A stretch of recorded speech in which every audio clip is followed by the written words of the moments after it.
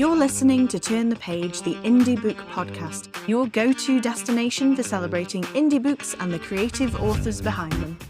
I'm your host, Kay, and in each episode I'll be shining a spotlight on phenomenal indie books, chatting with talented indie authors, and offering you a peek behind the self-publishing curtain. Don't miss out, hit that subscribe button now to ensure you never miss an episode, and get ready to meet your next favourite indie book as we turn the page together.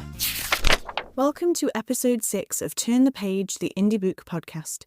A very big thank you to those of you who got in touch via email and on Instagram to let me know what you thought about my suggestion of doing 2 podcasts a month, one smaller reading update and a longer indie author interview. Most of you seem to really prefer that idea, so that's how I'm going to try and run the podcast moving forward, with this month being the exception though, because it's been such a busy month that I haven't really had time to organise a special guest, but hopefully next month we'll be back on track. You might also notice that the backing music has disappeared for now at least. I'm not sure whether or not it'll come back, but we shall see. Also, a bit of a celebration as we've now had over 500 listens, plays, downloads, whatever you call them, of the Turn the Page podcast, which is amazing. So thank you so much for tuning in. Please do feel free to share the podcast with anyone you think might be interested in discovering more amazing books by talented indie authors. Turn the Page is available wherever you listen to your podcasts and also YouTube. Just hit subscribe to never miss an episode.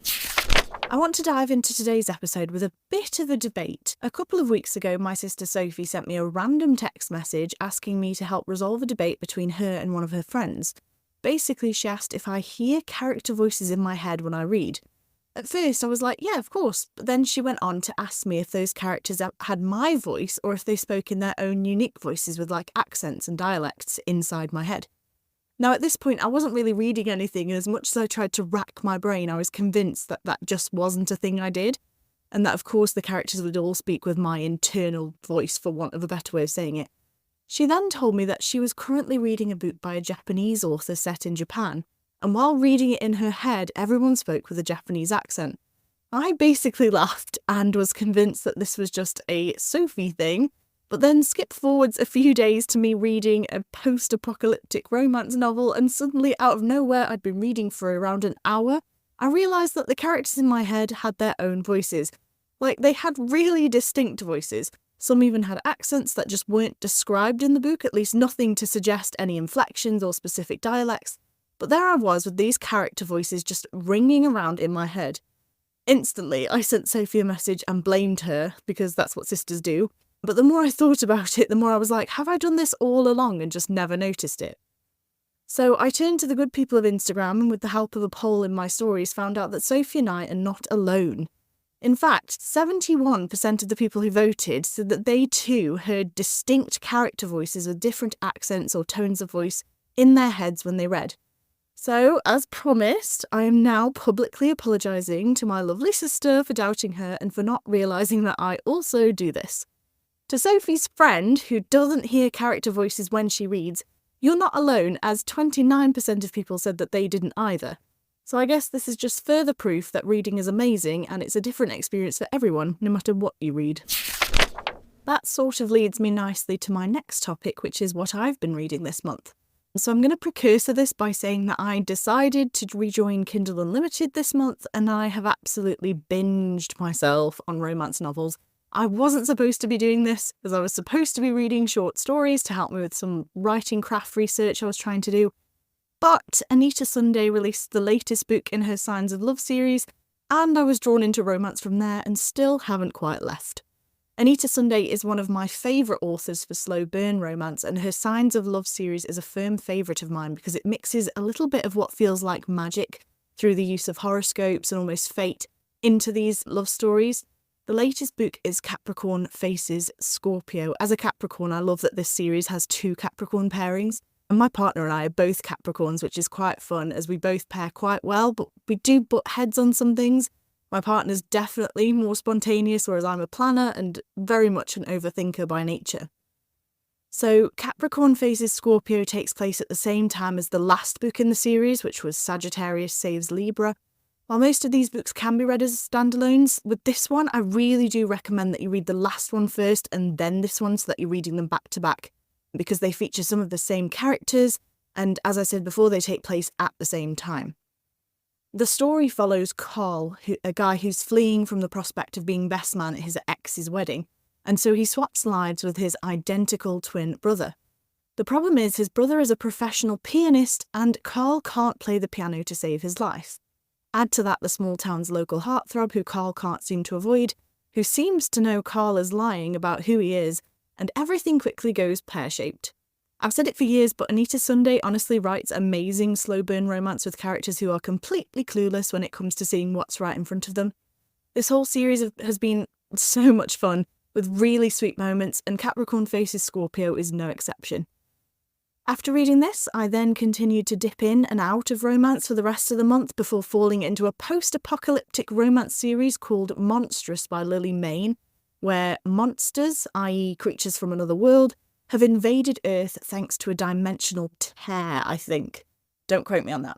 I've never read sort of monster romance before. I didn't actually realise it was a big thing, but I've really enjoyed these so far. The world building is actually one of my favourite things because the author does a really great job of bringing this post-apocalyptic world to life where most humans live in really cramped military-controlled cities, with others trying to survive out in what the author calls the wastes, which is basically just all of America that isn't in one of these controlled cities. These stories are romance, at least so far, so they focus on relationships between men living out in the wastes, some of them are soldiers, and the monsters now roaming the earth. Like I said, a completely new thing for me that I wasn't sure I'd like, but I do enjoy the connections between the characters. How the relationships work in this sort of weird, alien, disbanded society where everyone's just trying to survive is really interesting. I think the author does a really great job of making you care for the characters while also making you believe that things are really bleak and that they don't have these sort of connections all the time and that they're all kind of starved for like love and stuff. I do think monsters though is a bit of a broad term because they're all pretty much humanoid and have pretty human characteristics for the most part. I suppose I'm used to D&D monsters which aren't always that human-like at all. There are some steamy scenes, a lot of steamy scenes in these books actually, so if you enjoy spicy romance, do definitely give these a try. But for me, it's definitely the character dynamics and the world building that I've enjoyed the most from the series so far. Other than reading, I've also been enjoying lots of writing and editing this month. My fantasy short story collection Spellbound is now finished. It took me longer than it should have to get the last story in the bag as I wrote a few that just didn't feel like they fit within that particular collection. But I finally got the last one down. And I'm now very happy with the collection as a whole. I can't wait for it to come out. It's currently going through the final round of editing and just finishing everything off, and then it will be out very, very soon. I was going to do the whole pre-order thing with this book, but then I decided against it. As it's my first official release, I just wanted to get it out there and available to read, so I'm hoping that by this time next month it will be available, at least in ebook, pretty much everywhere.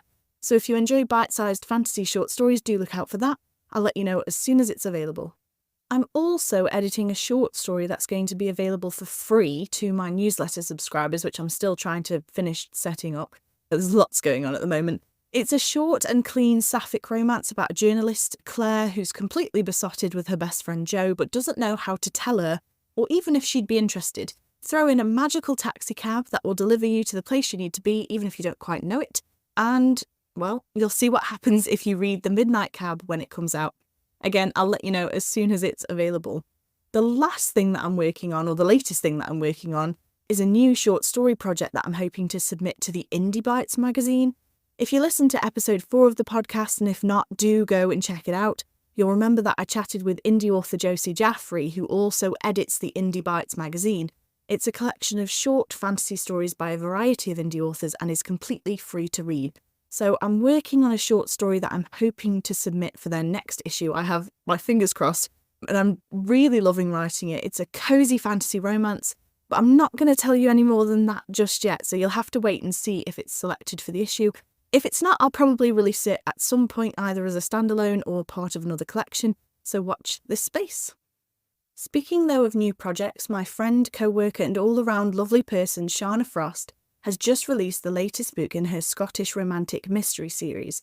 There are 7 books in the Eileen and Callan series right now, with book 8 coming out next year in 2025. When Painted with Deceit is the latest book in the series, but do go back and read them all if you'd like to discover an addictive whodunit series set against the backdrop of rural Scotland. It's brimming with romantic tension between Detective Inspector Callan and amateur sleuth Eileen, If you'd like to give Shana's books a try, I believe she does have a free ebook available on her website, so you can check that out at shanafrost.com. Speaking of free books, how would you like more of them while supporting indie authors at the same time? If you love to read books by talented authors and you like the idea of reading books for free while supporting those authors, maybe it's time to consider becoming an ARC reader. If you're unfamiliar with the term ARC or ARC, it literally stands for Advanced Reader Copies or Advanced Review Copies. These are free copies of the book that authors typically give away to readers in exchange for an honest review. It's a really great way for readers to help authors by reviewing their books, because every positive review is another reason for a reader to buy their book, and each review helps an author to make their books more visible to more readers who might enjoy them. There are lots of ways to become an ARC reader for an author, or multiple authors, and it's usually pretty straightforward. The first option is to just look out for posts on social media from your favourite authors asking for ARC readers. They'll often include the link to something like a Google form where you can submit your name and email address, and they'll then send you a copy of the book. If you're subscribed to their mailing list, they might also send out emails asking if you'd like to be part of their book review team. I've done this for a few of my favourite authors in the past, like Anita Sunday, Tara Civic, Josie Jaffrey, and it's a really great way of being the first to read their latest books. It literally costs you nothing but a bit of time to read the book and then write a review. It doesn't even have to be a long review, just a star rating and a couple of sentences goes a really long way. Now, that option does rely on you already having a few indie authors in mind, and then waiting to join their ARC lists. But if you want to get started straight away, you could join a book review service as a reviewer. There are a few different ones. NetGalley is the most popular for traditional publishers, but very few indie authors use it because the costs are very high, but there are others that are more indie-friendly. Now, I haven't used any of these yet, so I'm not endorsing them personally, but these are some of the services that have popped up when I've spoken with other readers and authors and when doing my own research. Book Sirens is probably the most popular. It's definitely the one that came up most in conversation and seems to give the biggest benefits to both authors because of the low costs and readers because of the ease of use. Booksprout is another one, but I've not really heard as much about how this site works for readers or authors, so I'm going to focus on Book Sirens for now as it's the one I'm most familiar with. Basically, it seems pretty straightforward to get started as a reviewer on Book Sirens. If you go to their website, which is booksirens.com, you'll see a red box on the homepage that says, "Enjoy reading ARCs," and then a click here button. On the next screen, you'll be asked to enter your email address, and then you'll receive an email asking you to confirm your account. When you create your account, you'll be asked about your preferences. This is just things like where you want to leave your reviews, Amazon, Goodreads, Storygraph, wherever, what book format you prefer. Now, remember that most indies will only be delivering ebooks just to keep costs down, so if physical books are your preference, this might not be a good fit for you, but you can also select audiobooks, which is great for audio listeners. It'll also ask you if you want to read books before or after they're published, and then which genres you prefer. And that's it. You'll now be presented with your dashboard and the option to browse for ARCs. You'll be presented with recommendations using the options you selected, but you can search for new categories and filter down your choices based on things like book length and whether the book is a standalone or part of a series. When you find a book you like, you can read an excerpt to see if you think you'll like it, and if you do, you can download a full copy of the book. But what's really cool is that Book Sirens will send you reminders to review the book, so if you're like me and you are rubbish at remembering these things, they will remind you on. So once you've read it, just upload your review and that's it. Free books for you and word-of-mouth marketing for the indie author. If you'd like to give it a go, I'll include all the links mentioned in the show notes, so let me know how you get on, and if you have any recommendations of other ARC review sites, do let me know. You can reach me via ttpindiepodcast@gmail.com.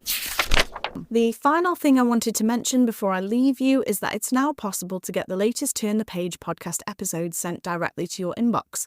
If you go to my website, which is kmweston.com/turnthepage, you'll see a sign-up field. Just enter your name and email address, and I'll then let you know whenever a new podcast becomes available. And that's it for this month's episode of Turn the Page, the Indie Book Podcast. Thank you so much for listening. If there's anything or anyone in particular you'd like me to feature on the podcast in future, do get in touch and let me know. I'll be back next month, hopefully with 2 episodes, fingers crossed. Until then, happy reading and keep turning the page.